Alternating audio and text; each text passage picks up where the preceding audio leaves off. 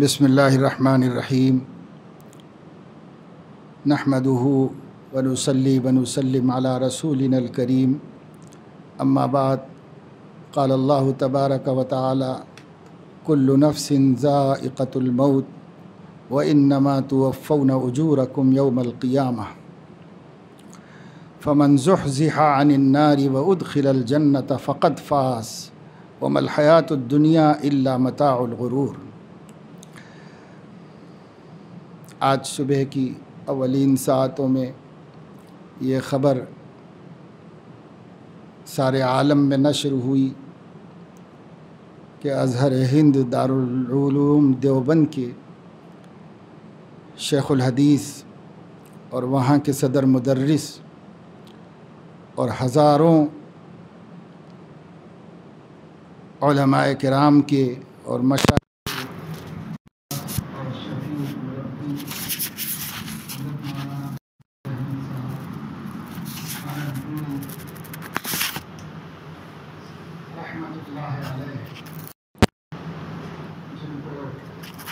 تک ہم دامت برکاتہم اور مد ظلہ العالی کی دعاؤں سے یاد کرتے تھے، اور جن کے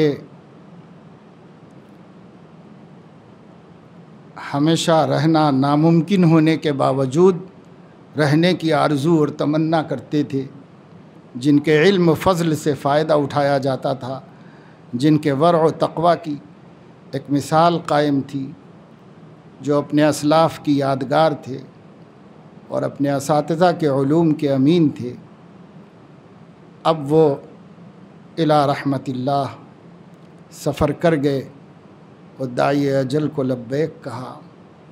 بہت دنوں سے صحت ناساز چل رہی تھی، لیکن ہمت و حوصلے کی داد دینی چاہیے کہ وہ ابھی اس رمضان کی ابتدائی دنوں میں بھی تو تراویح کے بعد قرآن مجید کی مختصر تفسیر کر رہے تھے، درس دے رہے تھے، جس سے لوگ گھروں میں بیٹھ کر اپنے اپنے عالم بھر میں استفادہ کر رہے تھے۔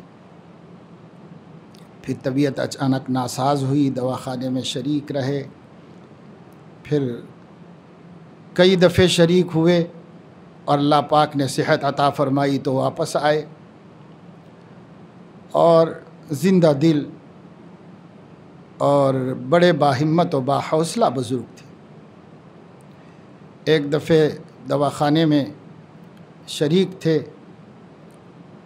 تو میں نے ان کے صاحبزادے کا فون نمبر حاصل کیا خیریت دریافت کرنے کے واسطے، اور فون ملایا تو شاید وہ فون انہی کے قریب میں تھا، انہوں نے ہی اٹھایا۔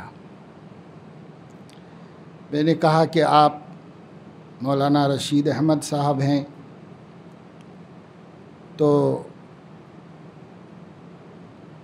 جواب ملا کہ میں سعید احمد بات کر رہا ہوں۔ مولانا عبدالقوی صاحب بولیے، کیا حال چال ہیں آپ کے؟ تو میں نے کہا حضرت آپ ہی کی صحت دریافت کرنے کے لیے فون کیا تھا۔ کہا الحمدللہ بہت اچھا ہوں، اللہ کا کرم ہے، اللہ کا فضل ہے۔ تو ایسے باہمت آدمی تھے، بار بار واپس آئے، پھر مسند درس پہ بیٹھے، پھر پڑھایا، اور پھر طالب علموں کی تشنگی و پیاس بجھاتے رہے۔ ابھی خبریں آ رہی تھیں کہ طبیعت حضرت کی زیادہ ناساز ہوتی جا رہی، دعائیں یہی کی جا رہی تھیں ساری دنیا میں کہ اللہ انہیں پھر شفا عطا فرمائے، اور پھر علم کی اور حدیث کی اور نبی کی خدمت پر واپس تشریف لائیں، لیکن اللہ تعالیٰ کو یہ منظور اب کی دفعہ نہیں ہوا۔ اللہ تعالیٰ نے اپنے پاس طلب کر لیا، اور وہ اللہ تعالیٰ کی بارگاہ میں ان کی روح پہنچ گئی۔ یہ کتنا بڑا صدمہ ہے، کتنا بڑا حادثہ ہے، جو علم کے قدرداں ہیں وہ سمجھ سکتے ہیں، جنہیں اللہ کے نیک بندوں کی دن بدن کمی ہوتی ہوئی نظر آ رہی ہے۔ جو اللہ کا خاص بندہ اٹھ رہا ہے اس کی جگہ خالی نظر آ رہی ہے۔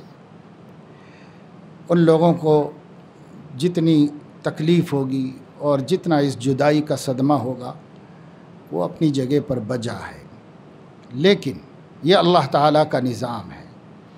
اللہ تعالیٰ امت مسلمہ کو اور بالخصوص دارالعلوم دیوبند کو ان کا نعم البدل عطا فرمائے، اور ان کے متعلقین کو صبر اور اجر نصیب فرمائے۔ ان کے متعلقین نہ صرف ان کے گھر اور خاندان والے ہیں بلکہ ایک پوری دنیا ہے جو ان کے متعلقین ہیں، جو ان کے صحت مند ہونے کے متمنی تھے اور ان کے فراق کے غم کو محسوس کر رہے ہیں۔ لیکن ہم مومنین کا اللہ تعالیٰ پر اعتماد ہے۔ جو اللہ کے فیصلے ہوتے ہیں سب خیر ہوتے ہیں، بہتر ہوتے ہیں۔ کسی بھی آدمی کے مرنے کے لیے، اس دنیا سے گزرنے کے لیے اللہ تعالیٰ نے جو وقت مقرر کیا ہے اس سے بہتر وقت نہیں مقرر کوئی کر سکتا۔ حضرت حکیم صاحب رحمۃ اللہ علیہ، حکیم اختر صاحب کی اہلیہ کا انتقال ہوا تو فرمایا کہ ساری دنیا کے عقلاء مل کر میری بیوی کے مرنے کا اچھا وقت مقرر کرتے تو اتنا اچھا نہیں کر سکتے تھے جو میرے مولا نے کیا ہے۔ تو اس لیے اللہ نے جو کیا ہے وہی خیر ہے، اور ہم اس سے راضی ہیں اور اللہ تعالیٰ سے مایوس نہیں ہیں۔ اللہ اپنے بندوں کو اس دنیا کے اندر کام پر لگا رکھے گا اور اپنے دین کی حفاظت فرماتا رہے گا۔ حق تعالی شانہ سے دلی دعا ہے کہ اللہ پاک حضرت مفتی صاحب رحمۃ اللہ علیہ کی مغفرت فرمائے، ان کے درجات کو بلند فرمائے، ان کی سیئات کو حسنات سے مبدل فرمائے، ان کو اپنے جوار خاص میں جگہ عطا فرمائے، اور ان کی نیکیوں کو شرف قبول عطا فرمائے، ان کی خدمت حدیث کو شرف قبول عطا فرمائے، ان کے تلامذہ کو ان کا علمی وارث اور جانشین بنائے، اور انہیں بھی علم حدیث کی خدمت و حفاظت کی توفیق عطا فرمائے، اور ان کے پسماندگان کو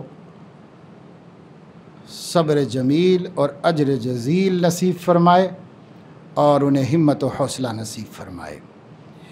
یہی پیغام ہے اس وقت میں، پیغام تعزیت سب کے لیے۔ آمین۔ اللہ تعالی ہمیں توفیق عمل نصیب فرمائے، ہمیں بھی اپنی موت کی تیاری کی توفیق عطا فرمائے۔ آمین۔ وآخر دعوانا ان الحمد للہ۔